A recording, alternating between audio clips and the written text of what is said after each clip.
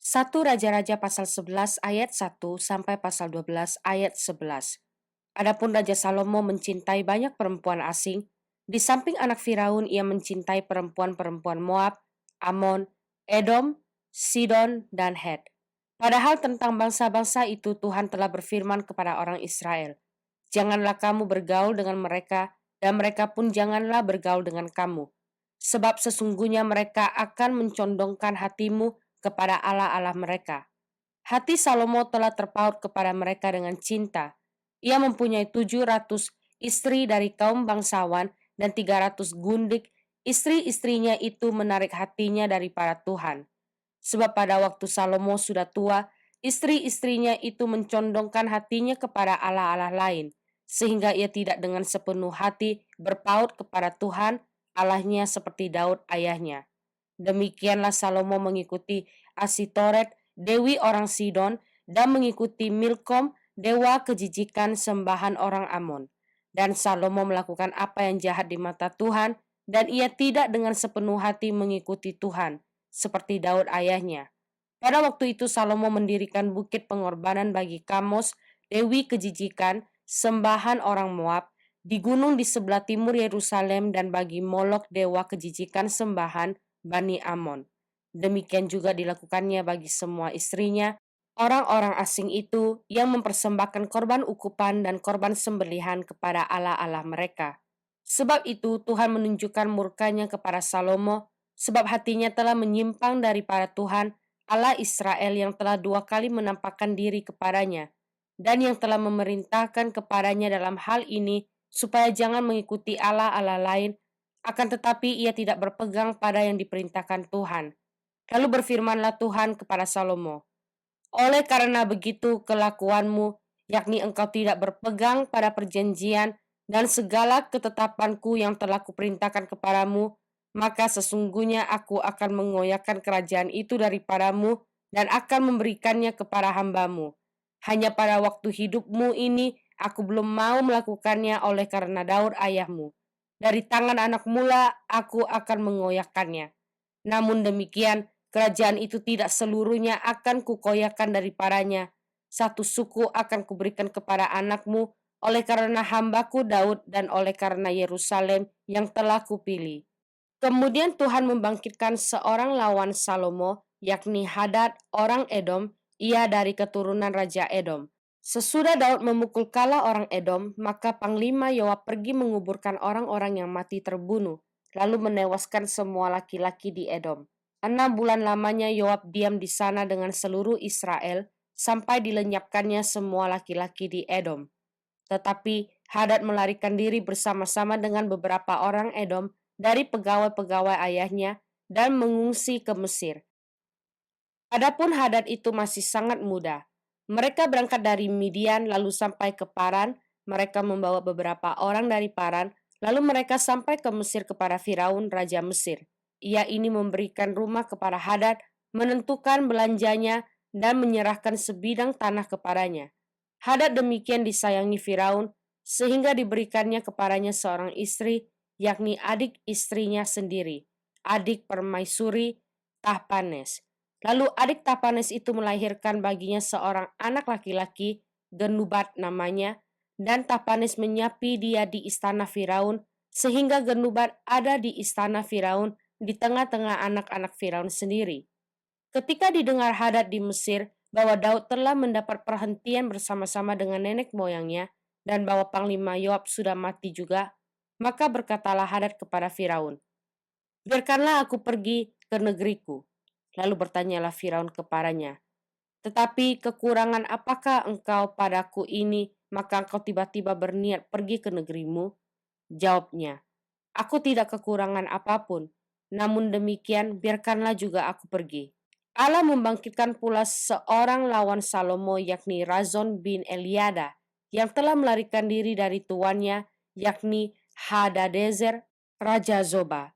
Ia mengumpulkan orang-orang lalu menjadi kepala gerombolan. Ketika Daud hendak membunuh mereka, maka pergilah mereka ke Damsyik. Mereka diam di sana dan disitulah mereka mengangkat Rezon menjadi raja. Dialah yang menjadi lawan Israel sepanjang umur Salomo. Ia mendatangkan malapetaka sama seperti Hadad. Ia muak akan orang Israel dan menjadi raja atas Aram. Juga Yerobeam bin Nebat, seorang Efraim dari Zereda, seorang pegawai Salomo, nama ibunya Zerua, seorang janda, memberontak terhadap raja. Inilah alasannya mengapa ia memberontak terhadap raja.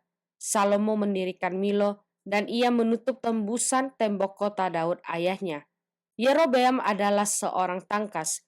Ketika Salomo melihat bahwa orang muda itu seorang yang rajin bekerja, maka ditempatkannya lah dia mengawasi semua pekerja wajib dari keturunan Yusuf.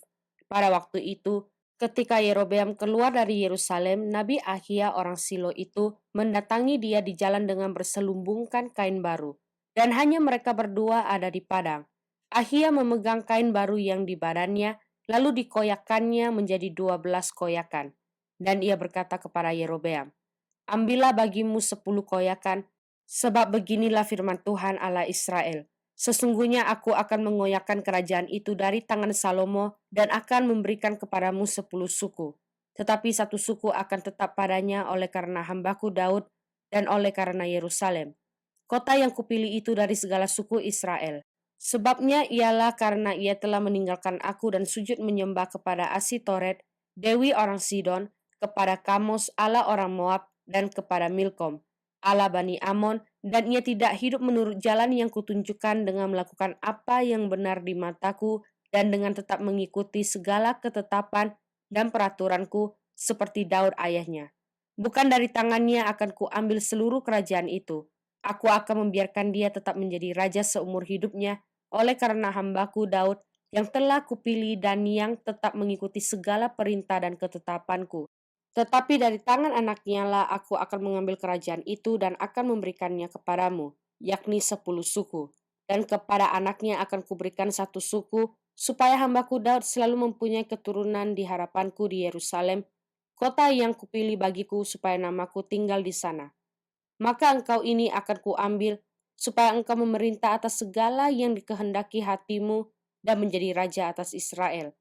Dan jika engkau mendengarkan segala yang kuperintahkan kepadamu, dan hidup menurut jalan yang kutunjukkan, dan melakukan apa yang benar di mataku, dengan tetap mengikuti segala ketetapan dan perintahku, seperti yang telah dilakukan oleh hambaku Daud, maka aku akan menyertai engkau, dan aku akan membangunkan bagimu suatu keluarga yang teguh seperti yang kubangunkan bagi Daud, dan aku akan memberikan orang Israel kepadamu.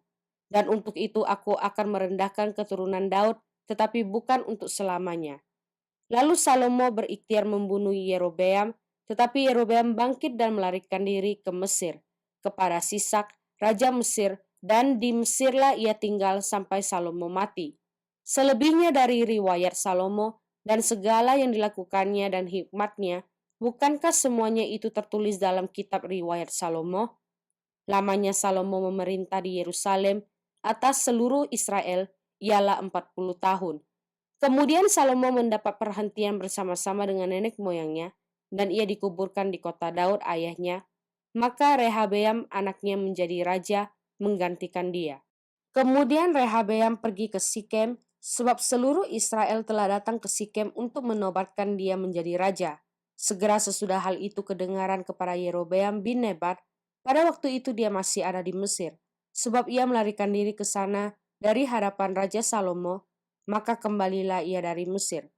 Orang menyuruh memanggil dia.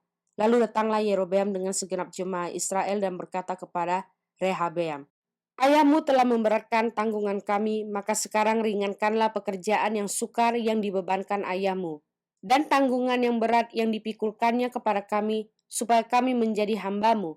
Tetapi ia menjawab mereka, "Pergilah sampai lusa, kemudian kembalilah kepadaku." Lalu pergilah rakyat itu. Sesudah itu Rehabeam meminta nasihat dari para tua-tua yang selama hidup Salomo mendampingi Salomo ayahnya. Katanya, "Apakah nasihatmu untuk menjawab rakyat itu?" Mereka berkata, "Jika hari ini engkau mau menjadi hamba rakyat, mau mengabdi kepada mereka, dan menjawab mereka dengan kata-kata yang baik, maka mereka menjadi hamba-hambamu sepanjang waktu." Tetapi ia mengabaikan nasihat yang diberikan para tua-tua itu. Lalu ia meminta nasihat kepada orang-orang muda yang sebaya dengan dia, dan yang mendampinginya, katanya kepada mereka, "Apakah nasihatmu supaya kita dapat menjawab rakyat yang mengatakan kepadaku, ringankanlah tanggungan yang dipikulkan kepada kami oleh ayahmu?" Lalu orang-orang muda yang sebaya dengan dia itu berkata, "Beginilah harus kau katakan kepada rakyat yang telah berkata kepadamu, ayahmu telah memberatkan tanggungan kami, tetapi engkau ini berilah keringanan kepada kami. Beginilah harus kau katakan kepada mereka, kelingkingku lebih besar daripada pinggang ayahku. Maka sekarang ayahku telah membebankan kepada kamu tanggungan yang berat, tetapi aku akan menambah tanggungan kamu. Ayahku telah menghajar kamu dengan cambuk, tetapi aku akan menghajar kamu dengan cambuk yang berduri besi." Mazmur pasal 73 ayat 13 sampai ayat 20. Sia-sia sama sekali aku mempertahankan hati yang bersih dan membasuh tanganku tanda tak bersalah.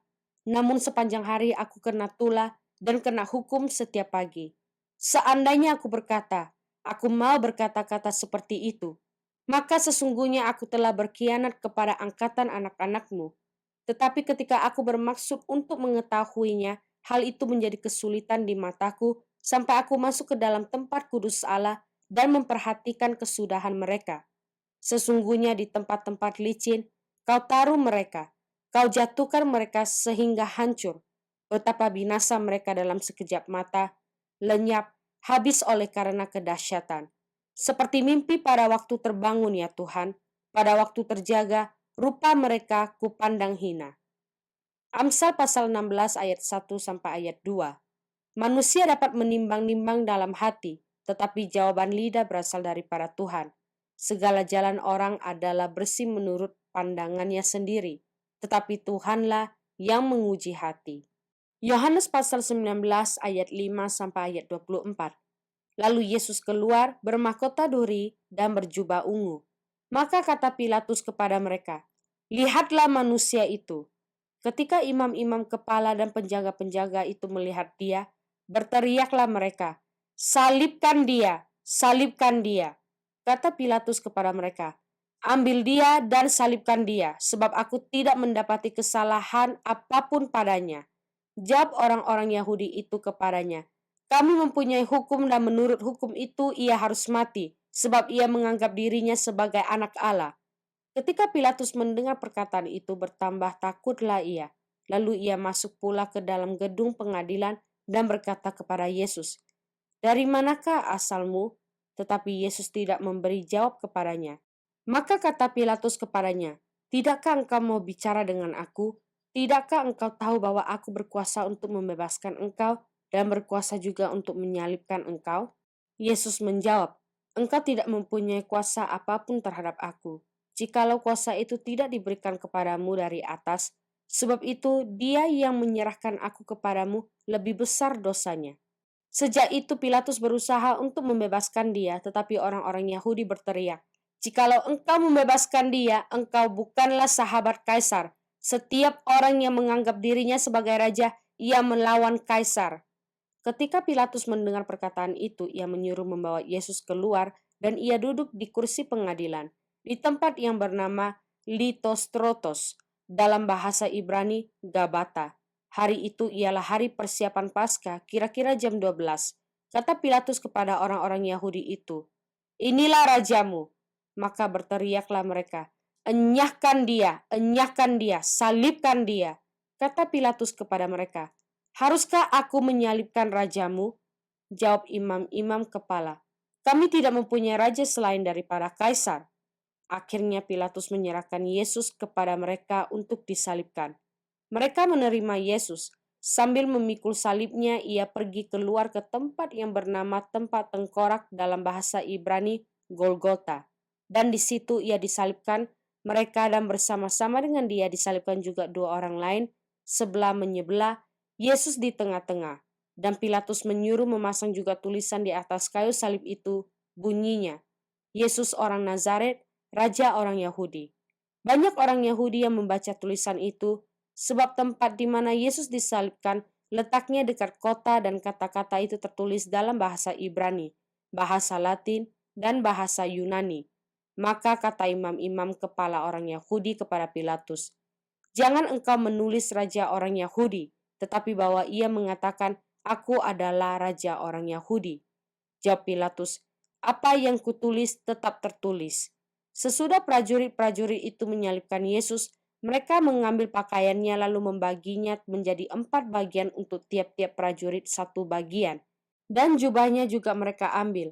Jubah itu tidak berjahit, dari atas ke bawah hanya 1 tenunan saja. Karena itu mereka berkata seorang kepada yang lain, janganlah kita membaginya menjadi beberapa potong, tetapi baiklah kita membuang undi untuk menentukan siapa yang mendapatnya. Demikian hendaknya supaya genaplah yang ada tertulis dalam kitab suci. Mereka membagi-bagi pakaianku di antara mereka, dan mereka membuang undi atas jubahku. Hal itu telah dilakukan prajurit-prajurit itu.